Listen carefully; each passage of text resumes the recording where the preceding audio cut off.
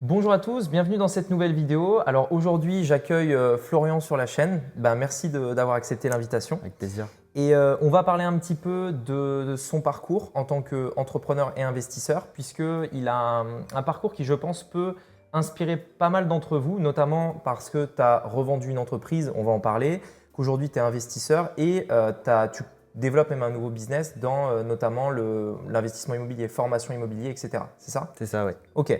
Alors vas-y, du coup, je te laisse te présenter très rapidement, et puis après, on démarrera par rapport à, on va dire, qu'est-ce que tu faisais avant, ton entreprise à l'origine, et après que tu as vendu, etc. Et on va essayer de parcourir un petit peu l'histoire de Florian par ordre chronologique. Donc vas-y, je te laisse te présenter.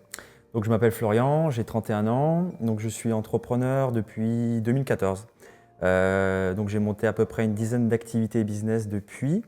Et on va dire que moi, ma particularité, c'est que j'aime créer un business, le développer, et l'objectif final, c'est l'automatisation.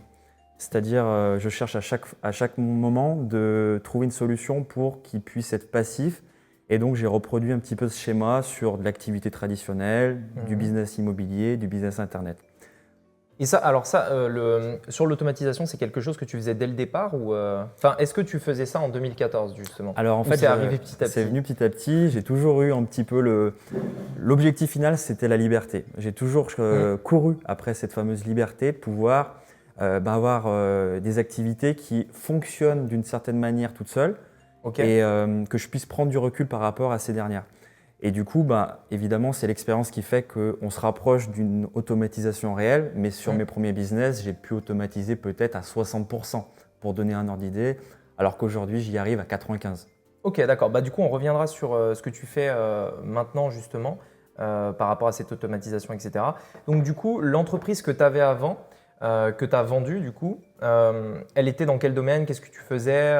Quel niveau tu as atteint? En combien de temps? Enfin, si tu peux donner juste vite fait quelques détails pour qu'on se situe. 2014, je sors d'école d'ingénieur et donc je crée une première entreprise artisanale, donc une activité très traditionnelle, activité de décapage et de nettoyage écologique. Donc en gros, on faisait du sablage d'objets, donc de meubles, de tables, de chaises et du sablage également de chalets, donc de maisons. Et c'est-à-dire sablage, par exemple, une table en bois, tu la décapes pour après Exactement. remettre une couche de vernis, c'est ça? Voilà, c'est ça. Donc une table comme celle-ci, par exemple, on aurait pu la décaper, enlever Ouais. le vernis actuel Ok. pour lui donner une deuxième jeunesse et Ok. voilà, lui donner Ok. un Donc nouveau visage. c'était déjà presque dans le, enfin j'allais pas dire, enfin c'est presque de la rénovation déjà Ouais. de base en fait. Au final, dans l'immobilier, tu te retrouves vraiment. Tout à fait, ouais. Ok, donc du coup, tu avais cette boîte-là que tu as démarré à Donc, 24 ans, c'est voilà, ça? j'avais 23 ans en 2014. 23 J'ai ans, vraiment ok. démarré de zéro, j'ai pas repris une boîte, je l'ai créée, j'ai acheté du matériel. Je suis allé moi-même faire les interventions pour comprendre le métier. Ok. Et petit à petit, j'ai embauché, j'ai automatisé certains process, donc à la fois avec de la main-d'œuvre, mais également, surtout avec du matériel, puisque j'ai créé des process où c'est les clients qui venaient de décaper eux-mêmes, donc une sorte de cabine libre-service, Ok, un ok. peu comme une station-service. Voilà, et donc j'ai développé ça pendant 6 ans, donc 5-6 salariés à la fin. Et finalement, un moment où je me suis posé la question de continuer ou de déléguer. Ok, d'accord. Et donc, tu avais cette société, tu l'as gardée combien de temps? Je l'ai gardé 7 ans, cette entreprise. 7 ans, donc de tes 23 à 30 ans. Voilà, 28, 29, ouais, on va Ok, dire. J'ai donc commencé. là, ce que tu me disais, c'est qu'au moment où on fait cette interview, ça fait 1 an et demi, je crois, à peu près, que tu as revendu. Exactement. Ok, donc c'est encore récent. Très du coup. récent. Ok. Et pour quelle raison tu as vendu du coup? En fait, on va dire que moi j'ai le tempérament d'un entrepreneur, mais pas d'un gestionnaire. Et c'est-à-dire que je prends beaucoup de plaisir à créer, développer, partir d'une feuille blanche, partir de zéro, jusqu'au moment où l'entreprise est développée, je prends beaucoup de plaisir. Dès lors que je commence à être dans une position de gestion où j'ai plus forcément l'inspiration pour aller plus loin, ça m'intéresse moins et du coup je commence à réfléchir à faire autre chose. Et donc là j'étais arrivé à ce moment-là. Je commençais à me dire non là je vois plus trop d'opportunités qui me font vraiment envie. Donc il faut que je me repositionne en entrepreneur et que je parte sur un autre business. Et c'est à ce moment-là j'ai commencé à réfléchir.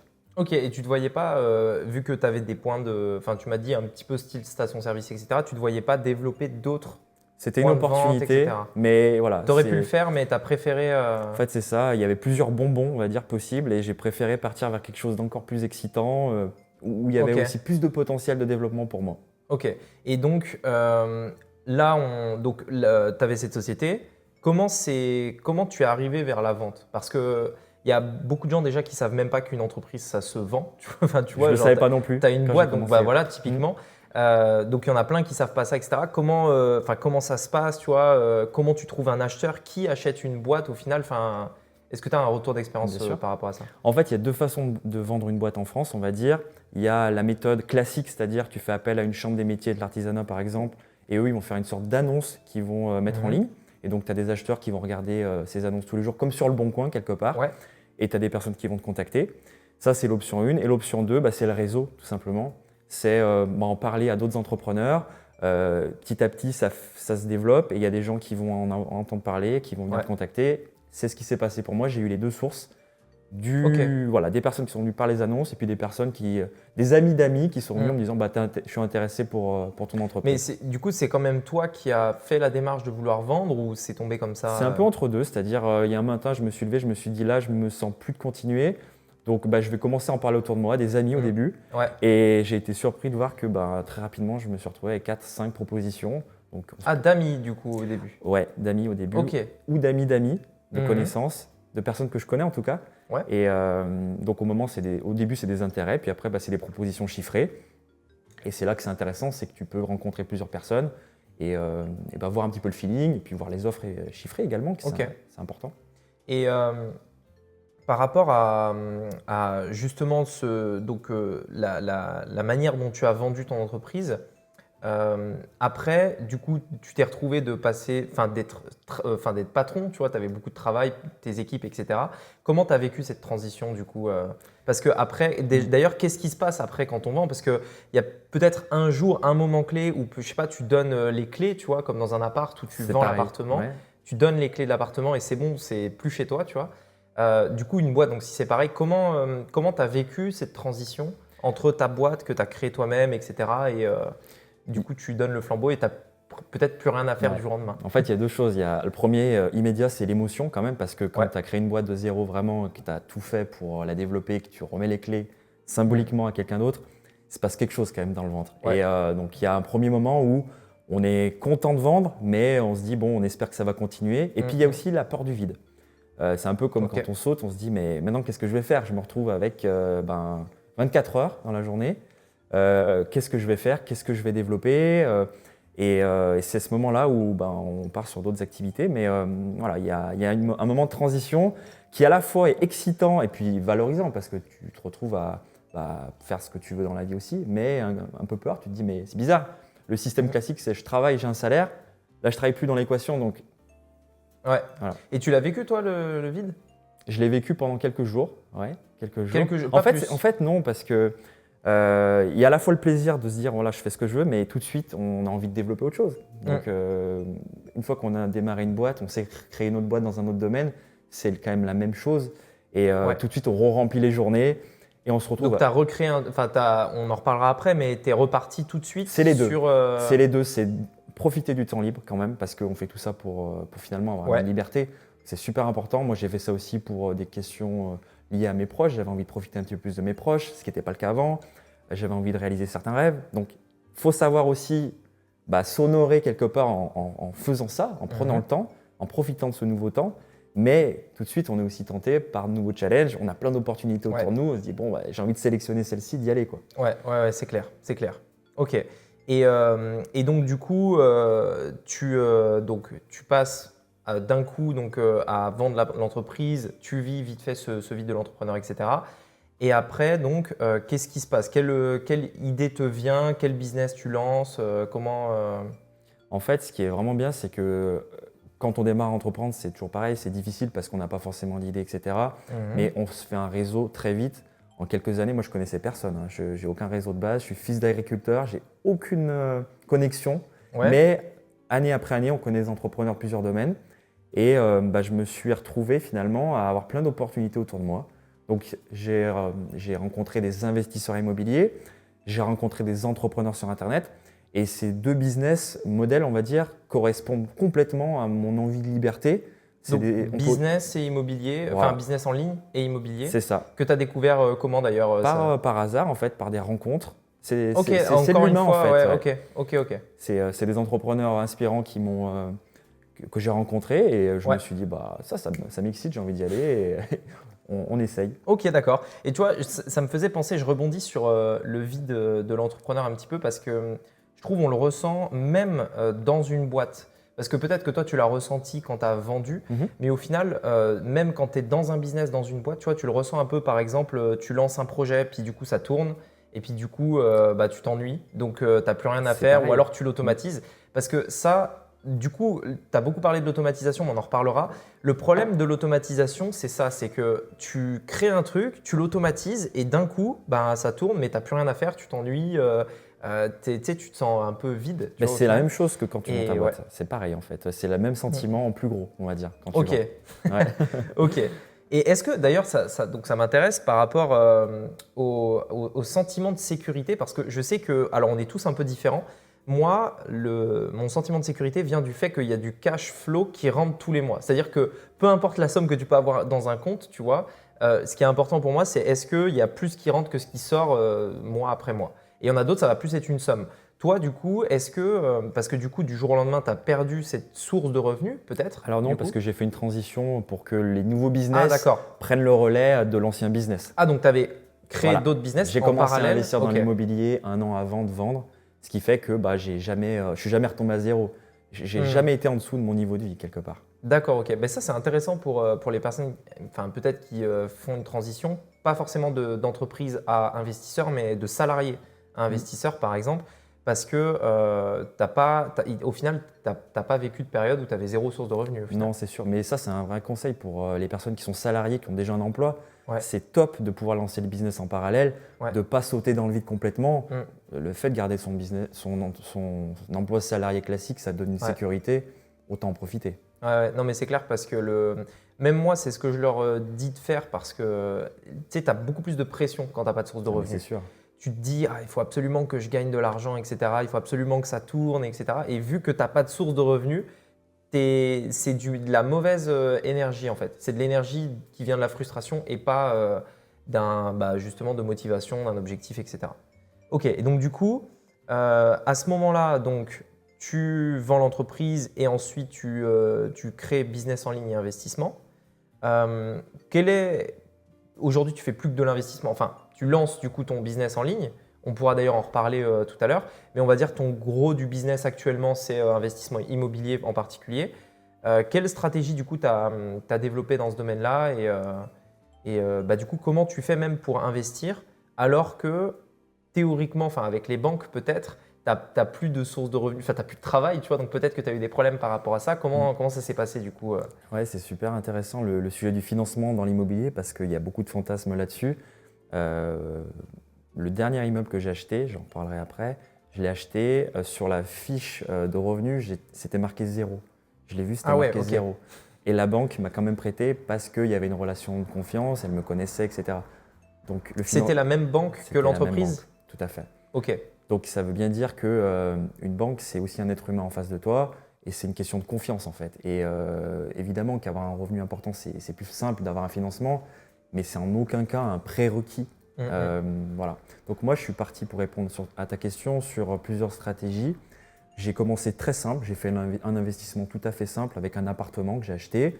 Ensuite, j'ai acheté un premier immeuble de rapport. Donc c'est un petit immeuble qui fait 6 appartements. Et donc, Ce qui est pas mal quand même. Ouais. C'est des studios ou des appartes C'est des studios qui font 40 mètres carrés à peu près, donc c'est des bons studios. Donc 6 appartes, ouais, enfin c'est des studios de 40 mètres carrés, Ouais, donc il n'y a pas de chambre. Il y a des coins de nuit, on va dire. Ok. Mais voilà, l'avantage de l'immeuble de rapport, c'est que on achète en gros quelque part. Ouais. Et donc plutôt qu'acheter 6 appartes séparés, eh ben, on achète un immeuble qui est finalement au mètre carré, pas si cher que ça. Ouais. Et je peux donner un ordre d'idée très simple. Le premier immeuble de rapport que j'ai acheté, je l'ai acheté 145 000 €. Donc c'est pour pas une 6 somme, appartements de 40 mètres carrés. Et Ouais. donc on est dans quelle région On est dans la région entre Lyon et Saint-Étienne. Ok. Et voilà, les revenus d'une location classique déjà couvrent très très largement le loyer, la mensualité de la banque qu'on a à couvrir. Et moi, l'idée, ça a été d'également faire la location courte durée, Airbnb, à l'intérieur, pour doper la rentabilité et le cash flow. Ok, et donc l'immeuble de rapport, 145 000 euros pour 6 appartements, ça paraît presque ridicule, tu vois, le prix. Il était dans quel état le truc Et ça m'intéresse aussi de savoir, alors que ce soit ce bien-là ou un autre, quelques galères si tu en as eu dans l'immobilier par exemple, si peut-être d'autres personnes pourraient se connecter à ça. L'état donc de l'immeuble était moyen. Donc, c'est-à-dire j'avais des appartements qui étaient dans un état très très correct. D'accord, il y avait juste ok. besoin de mettre un coup de peinture pour faire simple. Mhm. D'autres où il y avait besoin de refaire la cuisine, la salle de bain, le sol. Donc, Mais il dans y avait, l'ensemble, ça allait, et les parties communes aussi. en fait, c'était un rafraîchissement global qu'il y avait à prévoir, donc quelque chose d'accessible. Moi, de base, j'ai aucune connaissance artisanale. J'ai jamais été peintre, j'ai jamais Ouais. été- Mais par contre, ce qui est bien, c'est qu'on peut déléguer et quand on fait une opération où c'est juste un petit rafraîchissement à prévoir, le niveau de difficulté, il est plutôt simple. Mais Voilà. pour 145 000 euros, je trouve que 6 appartements, ça me paraît. C'est ça me paraît une très bonne vraiment- affaire, hein. Ouais, ouais. La rentabilité de mon affaire, la première, c'était 17%. Donc Ok. c'est sûr que on dit 17% à 10 personnes dans la rue, la plupart ne vont pas y croire, etc. Sauf qu'il faut Ou savoir alors chercher. enfin, quand on dit 17% également, on ne sait pas vraiment de quoi on parle. Est-ce que c'est brut, Voilà. net, etc. Enfin bref. Mais ok, d'accord. De toute façon, on n'est pas là à chercher les pourcents. Mais en gros, c'était largement rentable. Voilà. Tu as fait une super affaire. Et après, du coup, tu as continué En fait, c'est ça. dans la lancée. Comme quand on a un business model qui fonctionne, on veut juste le dupliquer quelque part. Ouais. Donc c'est ce que j'ai fait, j'ai acheté un deuxième immeuble. Et donc à peu près le même principe. Et donc je me retrouve avec 12 lots que j'ai acheté à peu près en 1 an et demi.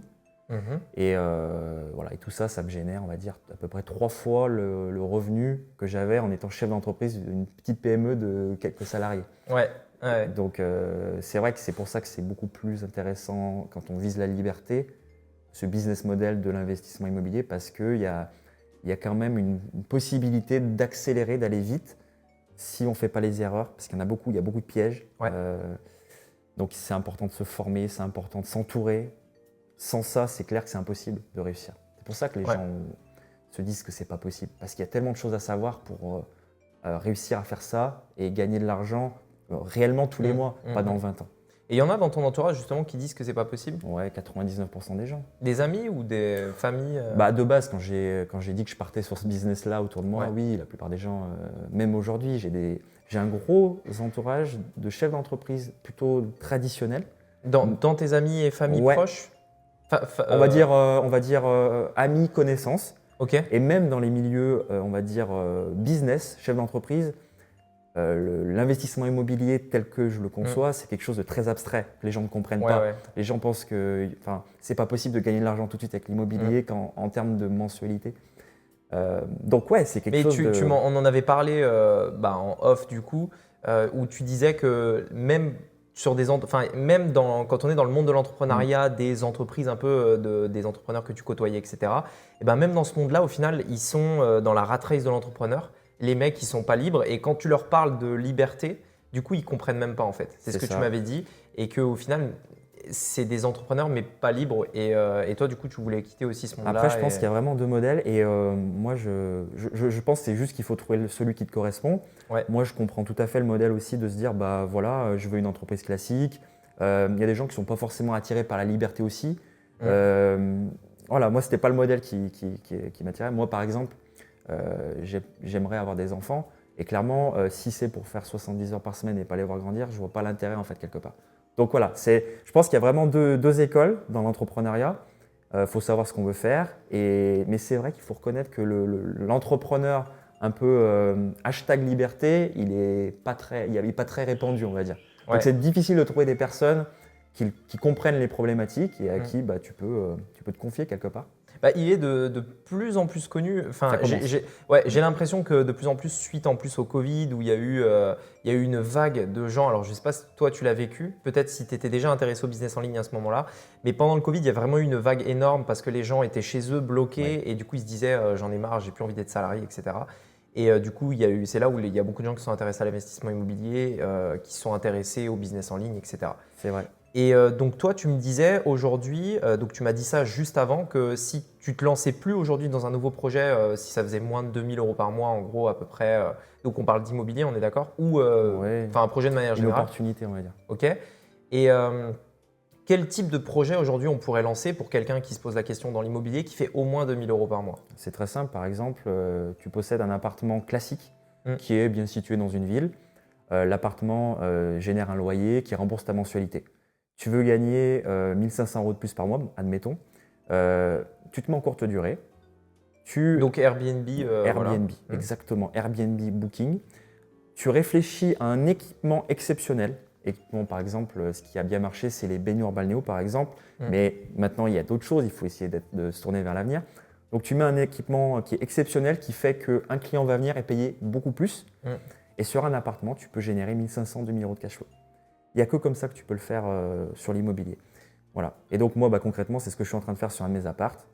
Je vais travailler 3 mois dessus. Je transforme d'une location classique en Airbnb. Un équipement exceptionnel. Airbnb exceptionnel, Voilà, du coup. un Airbnb avec un équipement qui sort du lot. Et là, tu peux faire des nuits. Au lieu de faire 80 € la nuit, tu fais 170, 180.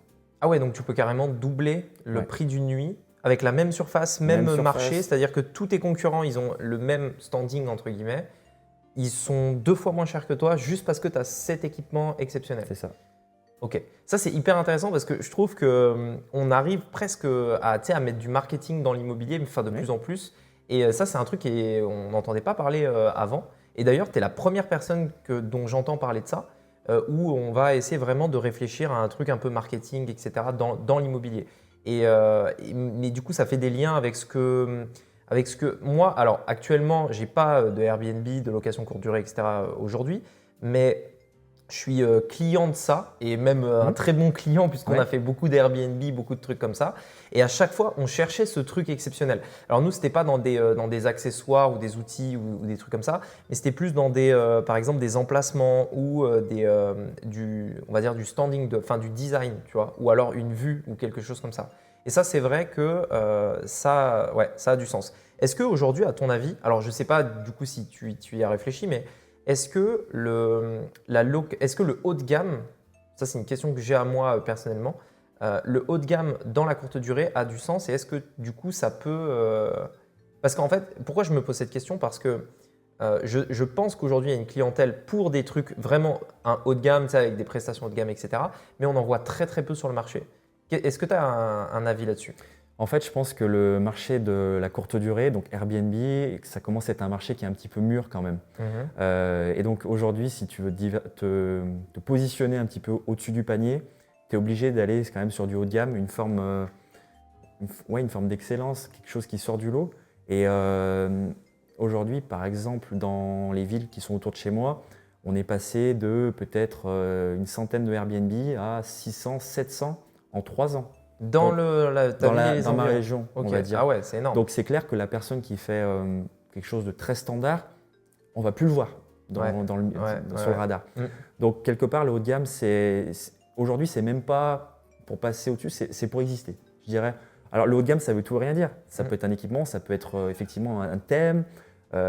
Aujourd'hui, voilà, on n'est plus sur un marché comme Airbnb. À la base, c'est bed and breakfast, c'est-à-dire un lit, un déjeuner. Donc c'était de l'entrée de gamme, de l'accessible, voilà. Aujourd'hui, au contraire, ça s'est professionnalisé. On se rapproche de l'hôtellerie de luxe dans certains cas. Ouais. Et est-ce que toi, tu as vécu cette transition avant de partir sur ton modèle où du coup tu as fixé tes loyers 2 fois plus cher que du coup les autres? Est-ce que tu as vu une différence? Est-ce que ça se louait moins bien? Est-ce que c'était plus difficile à louer ou au contraire, est-ce que ça se louait mieux? Et la différence aussi sur les locataires. Est-ce que le fait d'avoir des locataires qui payent plus cher, est-ce que c'est des meilleurs locataires ou pas forcément? Est-ce que tu as un avis là-dessus? Non, c'est sûr que le prix, alors le prix c'est une arme, mais le prix effectivement te positionne différents types de clients en face. Et rien que sur mes Airbnb, j'ai plusieurs prix en fonction de la prestation qui est offerte. Et je n'ai pas du tout la même clientèle sur le premier Airbnb par rapport au deuxième. Le plus haut de gamme que j'ai, je vais avoir une clientèle qui est complètement différente du deuxième. Je vais avoir des hommes d'affaires, je vais avoir des couples qui ont un pouvoir d'achat qui est plus important. Sur un autre Airbnb qui est positionné, on va dire, en haut de gamme, un petit peu en dessous. Là, j'ai un petit peu le couple lambda qui vient passer un bon moment, une bonne soirée. Ok, et après, tu as pas bas de gamme, mais vraiment accessible à tous. Alors, je l'ai pas. Pas encore. J'ai pas, effectivement, Ou c'est tu une le feras stratégie. peut-être pas forcément. Ouais, pour le moment, c'est pas Ok. du tout Tu l'objectif. as commencé directement avec cette stratégie Oui. quand tu es arrivé dans l'immobilier ou Ouais, j'ai tout de suite essayé de me positionner au mieux de ce que je sais faire. Après, on fait ce qu'on peut et c'est vrai que Ouais. on est toujours moins haut de gamme que quelqu'un d'autre. Mais voilà, j'ai fait ce que je pouvais le mieux, moi, Florian, sur le marché, on va dire. Mais non, mais c'est intéressant parce que je trouve que peut-être comme tu le dis, peut-être que le Airbnb haut de gamme, entre guillemets, a peut-être du sens, en tout cas à l'avenir. Et ça me fait rire parce que j'ai l'impression qu'on est presque dans le même, on va dire, dans la même évolution entre le business en ligne et les Airbnb, tout ça, enfin, location courte durée, où vraiment tu vois que de plus en plus ça se professionnalise, les gens ils commencent à avoir l'habitude, ils ont fait des Airbnb. Dans mon domaine, ils ont tous suivi une formation C'est ça. un jour ou l'autre, tu vois. Et du coup, ils cherchent des trucs un peu plus pro, plus spécialisés, plus machin, et ok. Ouais, mais c'est hyper intéressant. Il y a énormément d'analogies entre les deux business dans tous les cas. Hein. Ouais, et C'est donc, très et proche. donc du coup, ça fait la transition avec ce que tu fais aujourd'hui, puisque maintenant tu as envie de développer donc, ces deux parties, IMO et business en ligne. Tu fais les deux en même temps. Comment tu vois les choses? Parce que tu me disais que ton business immobilier, toi, la particularité, c'est que tu as 100% automatisé. Enfin, On va dire ouais, voilà, 95%, on va dire. 95%. Il y a deux, trois voilà. petits problèmes de temps en temps, c'est Voilà. normal. Normal, c'est ouais, voilà, c'est de Sinon, ce serait la l'immobilier, quoi. perfection, mais Ouais. là, on est à Maurice. On est parti 10 jours par rapport à quand j'ai lancé le business. J'ai eu peut-être 2 appels sur les 10-12 jours et tous ces problèmes ont été réglés avec mon équipe technique. Voilà, Ouais. c'est ce que j'appelle du 95%. Du 100%, ça n'existe pas vraiment. Bien sûr, oui, je suis d'accord. Et donc aujourd'hui, tu lances business en ligne, formation IMO du coup. Et ça te prend combien de temps de lancer ce nouveau business du coup Ça peut être intéressant parce que dans mon audience, il y en a beaucoup qui sont business en ligne. Toi, aujourd'hui, ce n'est pas forcément ton domaine. Tu arrives dans un truc, voilà. Combien de temps ça te prend et quelle stratégie tu vas, enfin, en tout cas, tu es en train de suivre pour développer ça? Aujourd'hui, c'est un business que je ne connaissais pas du tout, mais comme tout ce que j'ai fait jusqu'à présent. Donc c'est la curiosité qui m'a amené à ce business internet. Tout a commencé quand, en fait, j'ai toujours fait du coaching en fait, en individuel. Quand j'étais président d'une association d'entrepreneurs déjà, donc ça fait peut-être 7-8 ans que je fais du coaching quelque part, donc c'était un plaisir. Donc c'est parti de là. Un jour, un ami m'a dit, mais est-ce que tu ferais pas mieux de le faire payer ce moment que tu passes avec quand quelqu'un te propose un café et que tu donnes des conseils? J'ai commencé à le faire payer avec l'application Lydia, je ne sais pas si tu connais. Ouais, je connais. Et donc c'est comme ça que je me suis dit, en fait, on peut monétiser ce qu'on a fait, nos expériences, notre passé. Donc ça a commencé là-dessus. Donc tu vendais le rendez-vous café. Je vendais mon café quelque part, le café conseil. Et tout est parti là. Du coup, je me suis dit, après, réflexe, automatisation. Ok, je peux peut-être tourner des formations, peut-être les vendre, automatiser le système. Donc aujourd'hui, je mets beaucoup de temps. Je dois mettre 50% de mon temps disponible là-dessus parce que je vois le potentiel énorme. Et je suis en phase sur les valeurs de ce business. Je transmets des choses, j'adore transmettre et voir quelqu'un qui commence à réussir. C'est un kiff total. Donc voilà, c'est simple. Une fois qu'on est curieux et déterminé, c'est une question de temps après. Et donc ces 50% de ton temps, tu les mets dans quoi? Alors dans les formations. Donc aujourd'hui, tu te formes, c'est ça, dans le business en ligne? Oui, j'ai dû mettre peut-être 4 000 € de formation. Donc des formations qui ont duré plusieurs mois. Ok. Et voilà, donc c'est de la formation, c'est également faire des vidéos pour progresser quand on démarre et qu'on n'a aucune expérience. C'est commencer à se montrer à ses clients potentiels, à son public, pour avoir les feedbacks et du coup s'améliorer. Voilà, donc je suis un petit peu dans cette phase où je teste le marché, je fais des vidéos, je vois si ça plaît, j'améliore, je progresse et je commence à tourner des formations, je les vends. Celles qui se vendent bien, je les refais. Celles qui ne se vendent pas bien, je les refais d'une autre façon. Ok. Voilà, donc j'en suis à la phase 1 du débutant dans ce business model. Et par rapport à ce point en particulier, donc toi, tu ne te montrais pas avant et d'un coup, tu as commencé à te montrer un peu sur les réseaux, montrer ta tête, donner ton avis, tes opinions. Et forcément, quand on fait ça sur Internet, on se fait vite tailler par des haters, etc. Donc, tu m'avais envoyé un message d'ailleurs quand tu as vu ton premier vrai haters. Comment du coup, comment tu vis ça aujourd'hui? Parce que maintenant, ça fait un petit peu… Enfin, tu commences on va dire, ça fait quelques mois que tu as une audience, etc. Comment ça s'est passé cette transition donc toi, par rapport à ces haters et peut-être aussi, qu'est-ce que on va dire, qu'est-ce qui te passait par la tête au moment où tu as voulu te lancer? Moi, je sais qu'il y a beaucoup de gens, tu vois, qui pensent à leurs amis, qu'est-ce que vont penser la famille, les machins et tout, tu vois. Est-ce que toi, peut-être, tu as eu des choses comme ça? Comment tu as fait ce pas pour dire, allez, ça y est, je lance mon compte, je fais mes vidéos, je donne mon avis et j'y vais, quoi. Franchement, je vais être honnête, c'était très dur parce que de base, je suis un grand timide. Et le regard des autres, il y a encore quelques années, pour moi, c'était ultra important. Donc vraiment, je pars de loin. Donc c'est un vrai message d'optimisme pour les autres. La première vidéo que j'ai postée, honnêtement, je me suis dit, mais qu'est-ce qu'on va dire de moi? Qu'est-ce que les gens vont penser?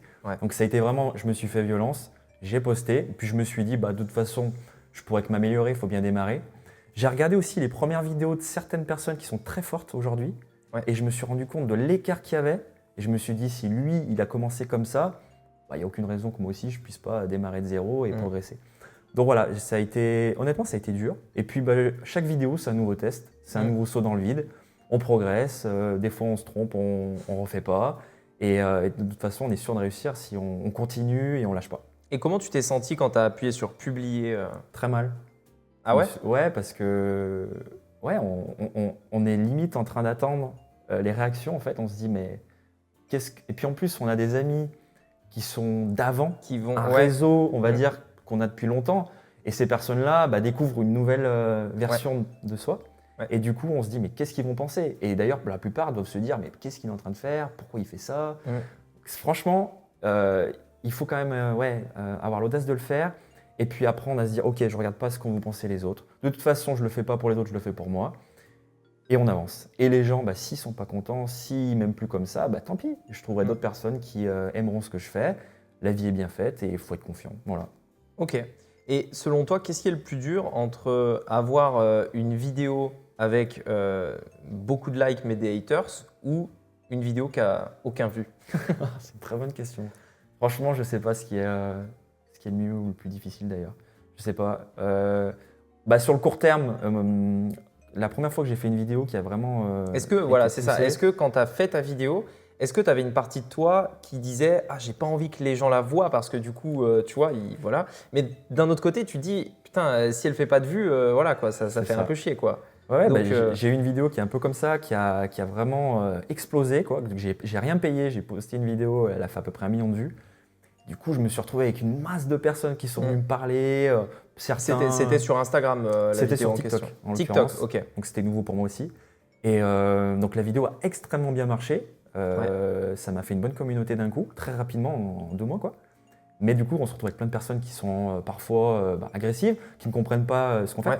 Mais alors au début, c'est dur parce qu'on est en réaction, on se dit mais pourquoi je me fais attaquer? On a envie de se défendre. Et après, je suis arrivé au 2e seuil en me disant c'est normal, c'est la vie. Les gens, ils voient une vidéo peut-être qui ne les concerne pas. Quand on touche 1 million de personnes, forcément, il y a peut-être 100 000 qui sont hors cible. Donc, c'est accepter ça, c'est se dire moi, c'est pareil. Si on met sur mon écran une vidéo d'un mec qui est philosophiquement à l'opposé de mes valeurs, moi aussi, je vais peut-être être énervé. Et un jour où je ne suis pas dans mon assiette, je vais peut-être être capable de commenter. Je serai peut-être son haters. Donc, l'idée, voilà, c'est quand on poste quelque chose, c'est d'accepter que tout le monde ne va pas être d'accord. Voilà, c'est ce que je pense. Faut avancer. Et c'est ce qu'il faut faire en réalité parce que si tu as personne qui est contre toi, ça veut dire que tu n'es pas assez polarisé. C'est-à-dire que tu ne prends pas assez parti. Et à l'inverse, ça veut dire que tu n'attires pas assez les gens qui sont avec toi, qui pourraient être avec toi. Tu es très fort là-dessus. Et moi, c'est aussi une de mes faiblesses de base. C'est que j'ai du mal à m'affirmer. Toi, tu réussis bien à dire ce que tu penses. J'essaye de le faire de plus en plus, mais c'est un truc qui est difficile à faire au début quand justement tu as peur de la critique et de… Moi, alors, ce n'était pas forcément la critique de n'importe qui, mais surtout la critique de quelqu'un, par exemple, meilleur que moi dans un domaine, qui du coup a une position, tu vois, on va dire qu'il est légitime à donner un avis et mais un avis contraire. C'est comme si par exemple, tu vois, tu as un gars, il a un business en ligne, il marche très bien avec son business en ligne et il vient dire mais Rémi il dit de la merde, tu vois, alors que lui il est là depuis 10 ans, alors qu'il a plus de résultats, etc. Tu vois. Et moi ça aurait été plus dans cette, on va dire dans cette partie-là, comme si toi tu donnais des conseils en immobilier et que tu as the investisseur immobilier en France reconnu qui vient critiquer ta vidéo. Ça arrive rarement, je trouve quand même. Moi, Ça arrive, c'est souvent les en personnes. réalité ça n'arrive pas. C'est très rare. En parce réalité qu'ils ont ça pas le n'arrive pas. temps. Mais ça peut être une réelle peur Ça peut être que une les peur, gens, ouais. que les gens peuvent avoir. Et d'ailleurs, ça m'intéresse par rapport à la vidéo qui a fait 1 million, justement, parce qu'il y a peut-être des gens qui doivent se dire que c'est voilà, que c'est un truc de fou. Par rapport à cette vidéo, du coup, est-ce que c'est un truc que tu pourrais reproduire? Oui, je pense. Est-ce que en gros, c'était voulu? Est-ce que tu savais qu'elle allait faire 1 million ou est-ce que c'est tombé comme ça par hasard? La vidéo m'a pris 5 minutes à tourner, 10 minutes à monter. Je l'ai postée en me disant, on verra, comme toutes les autres. Ouais. Et ça a explosé. Donc Et elle a fait je ne sais le même pas million. pourquoi. Ok. Je ne sais même pas pourquoi. Il y Je a te plein- rassure, tu le sauras jamais. Les algorithmes ont leur magie quelque C'est ça. part, ils sont tous différents en fonction des plateformes et il y a une forme de chance, d'aléatoire, d'arriver au bon moment, de dire le message qui va susciter une émotion chez l'auditeur peut-être, je ne sais pas. Donc voilà, le fait d'être persévérant, je pense que tu es d'accord avec ça, Ouais, ça permet, 100%. au bout d'un moment, on va tomber juste quoi. En fait, on a même fait un test, nous, sur TikTok, Instagram, différentes plateformes, où en fait, on a pris une vidéo, on l'a fait avec plusieurs vidéos, des anciennes vidéos, et on les a repostées Ah oui. en ajustant un peu le montage, etc. Et une vidéo qui ne faisait pas de vues a fait des centaines de milliers de vues, la même vidéo, Incroyable. repostée quelques semaines, quelques mois après, etc. Donc en fait, ça montre bien que parfois, c'est même pas le message ou c'est même pas. Enfin, tu vois, parfois c'est juste le moment, la plateforme, le truc qui veut pas. Et des fois, en fait, c'est juste des trucs qu'on peut pas expliquer, en fait. Tu vois, c'est juste des trucs illogiques, c'est comme ça, quoi. Et aujourd'hui, donc, tu fais donc du contenu sur quoi? TikTok, Insta et YouTube du coup, Shorts. je démarre sur YouTube Short également. Ok, donc en gros, c'est les mêmes vidéos que on appelle cross-post, c'est-à-dire que tu copies-colles, quoi. C'est ça exactement. Ouais. Et tes clients viennent, donc tu fais pas de pub aujourd'hui, tes clients viennent à 100% donc de ces formats de vidéos qui sont des vidéos verticales uniquement. Et du réseau, aussi du réseau réel physique. J'ai un bon réseau sur la partie business classique et il y a quand même beaucoup d'entrepreneurs qui se posent les questions d'investir et donc forcément quand on les connaît, ils viennent me demander en direct bien sûr, et je les conseille comme ça, je leur donne l'information, ainsi de suite. Ok, donc ça c'est pour donc ton réseau et sinon c'est vidéo. Vidéo tout simplement. Ouais. Ok, et est-ce que tu peux identifier aujourd'hui s'il y a vraiment des personnes qui t'ont découvert comme ça en vidéo, ensuite ils sont, je sais pas, peut-être ils t'ont contacté, ils t'ont envoyé un message, quel a été le processus qu'ils ont entamé pour devenir client du coup? En général, quand on fait une vidéo qui fait beaucoup de vues, il y a beaucoup de personnes qui commentent et dans le lot, il y a des personnes qui demandent un conseil précis. Donc en général, ce que je leur demande, c'est de me contacter sur Instagram par exemple en direct. Okay. Et à ce moment-là, quand il y a une relation en dual qui est établie, je les oriente en fonction sur un coaching ou sur une vente de formation. Ok, et ça t'est arrivé plusieurs fois de convertir une personne qui à la base met un commentaire, tu réponds aux commentaires et ensuite du coup rendez-vous ou alors juste chat comme ça. Ouais. Ok. C'est ça. Donc au final c'est vraiment un truc hyper simple, hyper facile à dupliquer, hyper simple à mettre en place. Ok. Et donc aujourd'hui, du coup on pourra terminer là-dessus. C'est quoi tes objectifs futurs avec l'immobilier et le business en ligne du coup? Alors en fait, ma priorité c'est maintenant que j'ai la liberté financière, c'est-à-dire que je me dis ok, je gagne plus que ce dont j'ai besoin, largement plus, c'était l'objectif principal, c'est de faire grossir encore les rentrées d'argent pour faire des choses qui ont du sens pour moi.